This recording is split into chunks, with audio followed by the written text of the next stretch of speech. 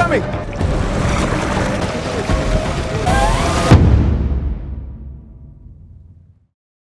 It started as a tropical disturbance, but in the last 24 hours... A research vessel tracks a rapidly growing storm off the coast, but what the data doesn't show is far worse. Something in the water is moving with it. Ramping up throughout the day today. The scene shifts to the city's coastline, where we meet a young woman named Dakota. Around her, the atmosphere is shifting from casual to chaotic as government alerts start blaring, prompting residents to pack their bags and head inland. You should be out here!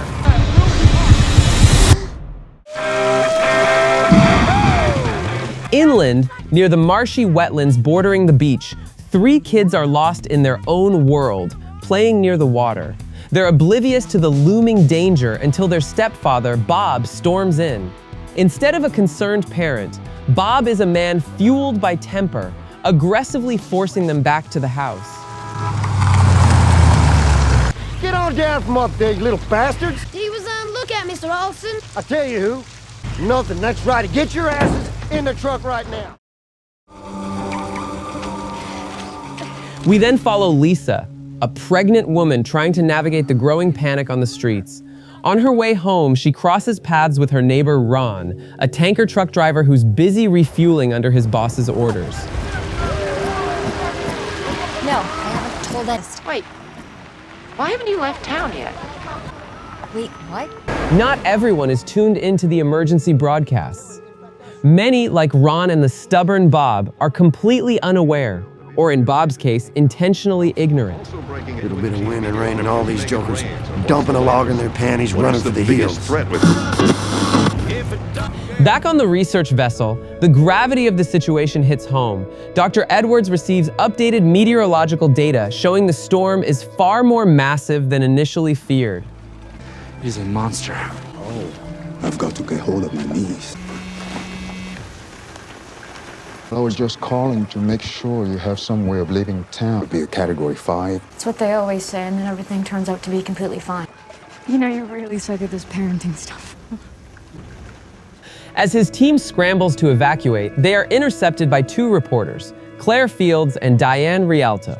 They press him for a statement, specifically bringing up disturbing reports of a sudden spike in shark attacks in the local waters. Not necessarily accurate and greatly exaggerated. The risk of shark attacks is on the rise, according to the experts.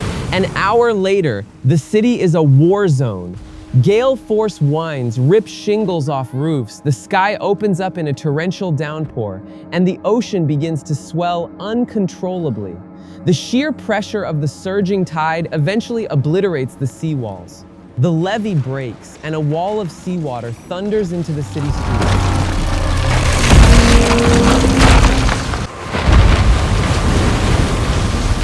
Ron, seeing the surge in his rearview mirror, guns his truck in a desperate bid for survival.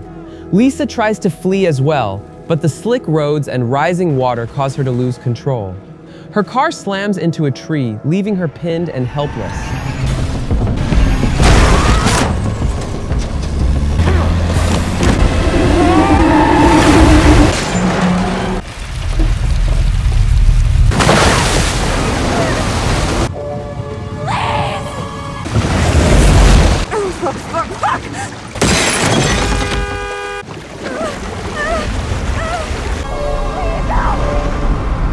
Two men nearby, Brian and Jimmy, hear her screams from their small boat and try to maneuver toward her. But before they can reach her, the unthinkable happens. The floodwaters have brought predators with them. Sharks, swept in by the tide, attack the men before they can complete the rescue.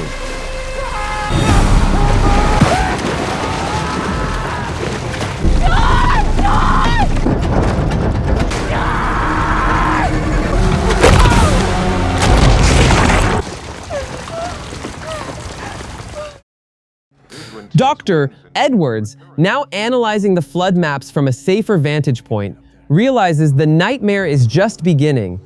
Knowing Dakota is still trapped in the heart of it, he ignores the safety protocols and heads back into the flooded ruins to find her.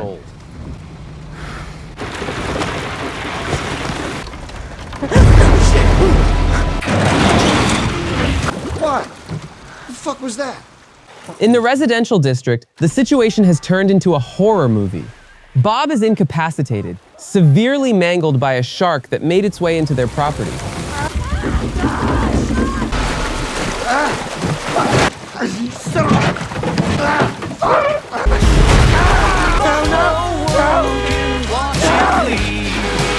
Does this mean we have to get new foster parents? I'm calling for help, okay? Dakota manages to find the trapped Lisa and realizes she's gone into labor. Displaying incredible nerves of steel, Dakota grabs a knife from a kitchen, climbs out a window, and crawls across the rooftops to reach Lisa's submerged car. She manages to cut through the roof, pulling Lisa out just in time and hauling her back to the relative safety of a rooftop. Dakota scrawls a massive help sign on the shingles.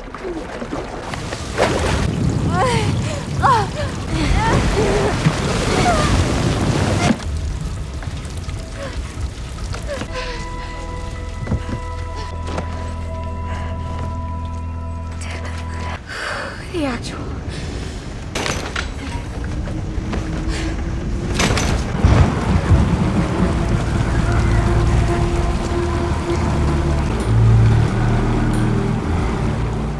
Meanwhile, the three kids are barricaded in their house.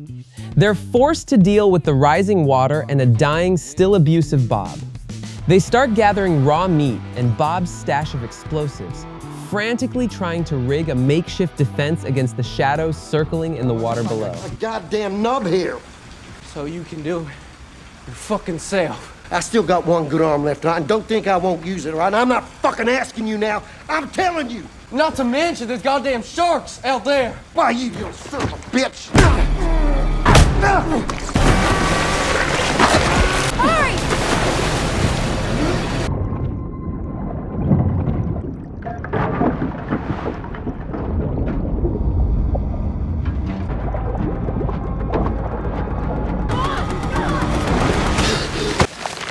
Are those T-bones?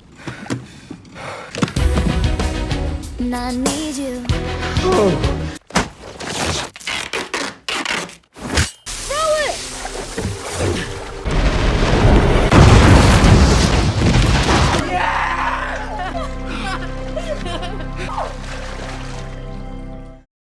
Willow River has dumped its banks on the Shasta Reservoir. That's Nellie.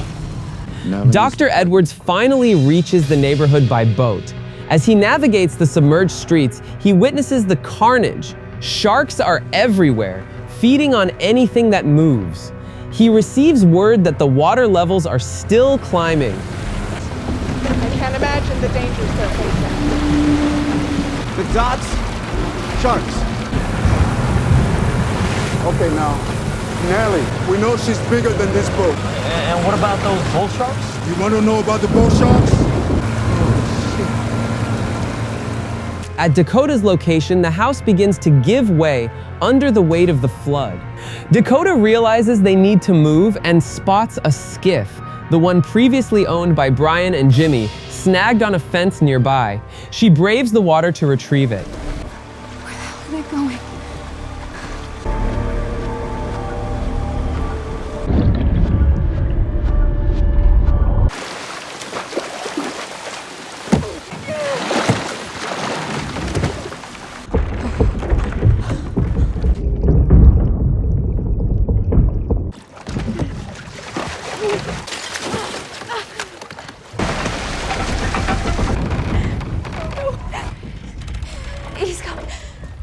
In the midst of this absolute chaos, Lisa gives birth to her baby.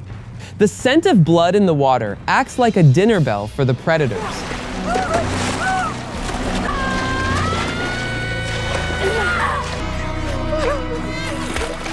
A shark closes in, but Dakota fights it off with whatever tools she can find. As they try to board the skiff, a massive shark rams the boat, flipping it over.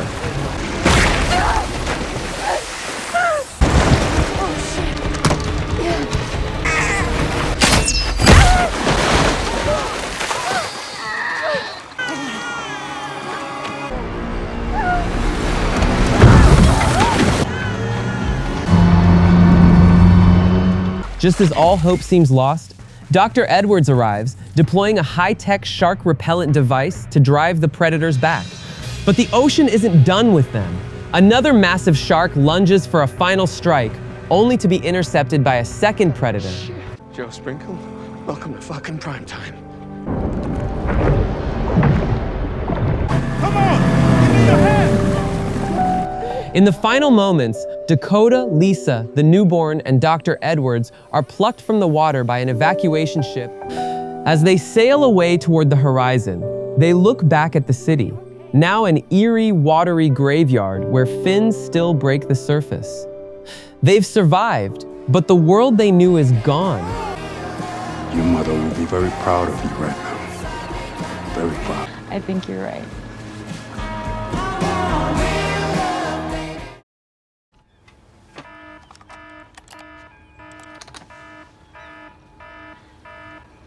Oh, fuck me. It started as a tropical disturbance, but in the last 24 hours... This movie isn't just about survival. When survival is on the line, characters are forced to choose between saving themselves or helping others. The film explores how extreme pressure can either bend or reveal a person's true moral compass. If you enjoyed this breakdown, make sure to like, subscribe, and share it with someone who's into disaster and survival movies. Thanks for watching, and I'll see you in the next one.